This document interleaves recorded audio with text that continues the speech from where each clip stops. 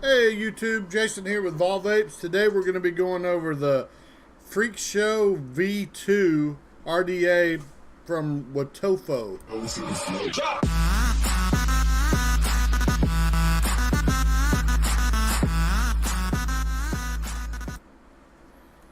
Alright, I picked this up the other day when I got my drop. I saw this guy in there too, and it was pretty neat looking, so I went ahead and picked it up. And I'm kind of iffy on it. I guess I like it for the most part, but after like using a drop and a drop dead, it's kind of it's not as easy. So, but it does have its pluses for sure. I'll go over those here shortly. Usually I show you what colors it comes in, but I couldn't find like a. They have one on the Freak Show RDA that has a bunch of different colors, but on the V2 it looked like it's stainless steel and black. I may be wrong, so don't quote me on that. But it looks like stainless steel and black are your options. Here's the stainless steel one. It says Freak Show right on there. The other ones have like, I don't know if you can see. Can you see that? No, it's not going to zoom in. But it's really cool. It says Freak Show on it. The other ones had like a, I don't know if it was a clown or something, but this is just engraved. It's not. It's actually sketched in there. It's nice. It says Freak Show. I like it a lot. It looks cool actually. It makes me want to get a mech mod that's stainless steel, so that goes right on it. But it comes in this cool little box. You can see down here. Boom. And this is what's inside the box.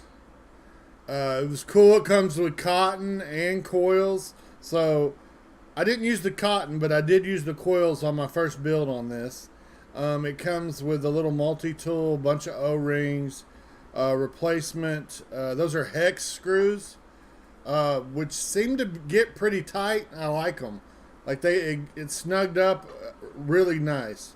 And spare replacement tip, drip tip that is bigger. And see, that one's black. So is the one that I got. And I just don't think it'd look good on the stainless. The stainless looks perfect on there. So, and plus it didn't really fit. I think you got to take the middle part out of it too to get that one to fit in there. Because this one's got a little 510 and that one's like an 810 or even bigger maybe, but it's got a little rubber gasket that probably pops right out of there. It might even pop out and turn the other way or something. So okay, that's in the box, and then here's up close. I've already got a build in mind, so I'll show you up close on here. You got the little air vents there from the bottom that go up through, and then that's where your coil placement's going to be. You're going to put your coil right above that air vent there, and you get really good airflow. And there's a bunch of different airflow options on both sides. This thing's a little hard to turn, but once you do turn, you can see that you can cut them off, come all the way open, so on and so forth. We'll go right there. Seems pretty good. When you're putting this cap on, it's machined all the way around. There's no notches or anything, so you can put it on wrong. You want to make sure this bottom port lines up with those air holes that you see over there. You can cut it off a little bit if you want to, just to decrease airflow, but I don't see why you would. This thing's machined really well, which means it's very tight in the beginning. So I would suggest once you do get it off to go ahead and lube up those O-rings all the way around so it slides on easier, basically. We'll take the up close down real quick before I bring this down. So you're just going to have one coil on each side. The coils they give you are staggered, so you got one that'll go perfect in the bottom and one that'll go perfect in the top. The first coil is very easy to clip your excess wire off of. But the second coil, it gets a little more tricky just because you already got a coil there. It's still pretty easy though because your coil's staggered, right? So before you straighten it out, I would suggest to go ahead, leave it staggered, and then clip your excess of the other coil. Then go ahead and straighten it out so it's right over the airflows. But let's see, we've got this set at 50 watts. I put about probably 15 drips on there. Love you, Mom.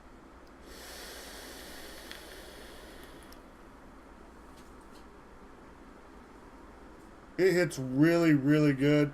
The airflow is crazy. You almost can't tell you're getting a hit until it hits you in the back of the throat, and you're like, "Oh wow, I'm getting a really big hit."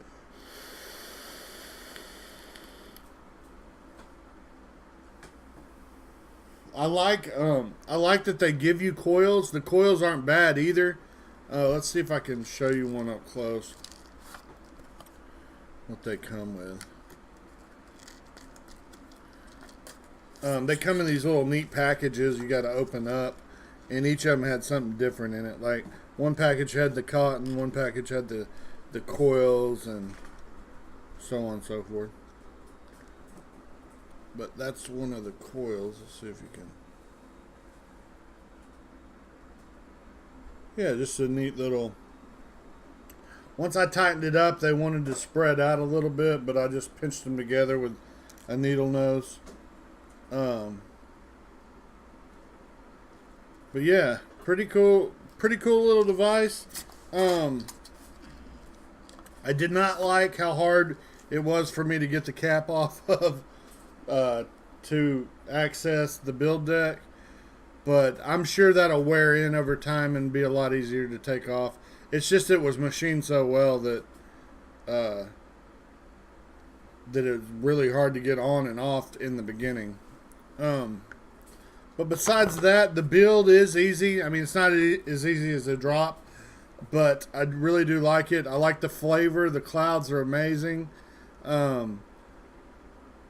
looked at the other one, the version 1, and I don't think they really changed anything except for what you got on the cap there and the airflow a little bit. I don't know if this one's smaller or bigger, maybe. But as far as the build deck, it looked the same to me. I may be wrong about that too, but because I was only seeing it on the internet. But yeah, it looks pretty cool to me. I like the stainless steel. I like the well, one thing that I don't like about it, and you're not going to be able to see this, but if you look into the Freak Show, the engraving, there's little like black.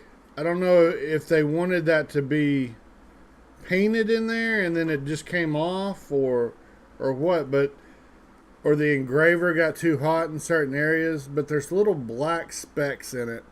And just by rubbing your thumb, you can't get them out or anything. So it's probably going to take some kind of chemical to get that out of there.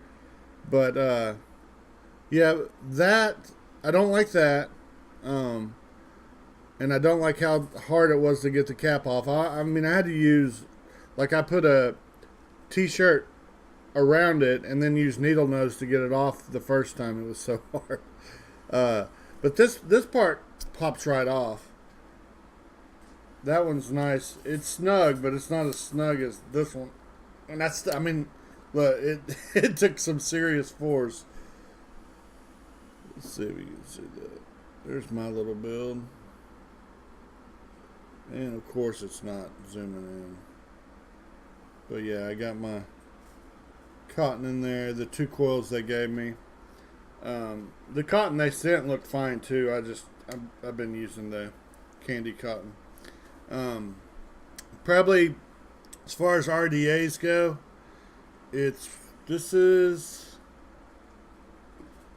we got the drop in front of it. We got the drop dead in front of it, and even the loop. I kind of like the loop better than this too. it might grow on me. But yeah, so right now it's in fourth place. It's probably got better cloud production than any of them, though. I would say that's probably first place. So let's take one more hit and look at it.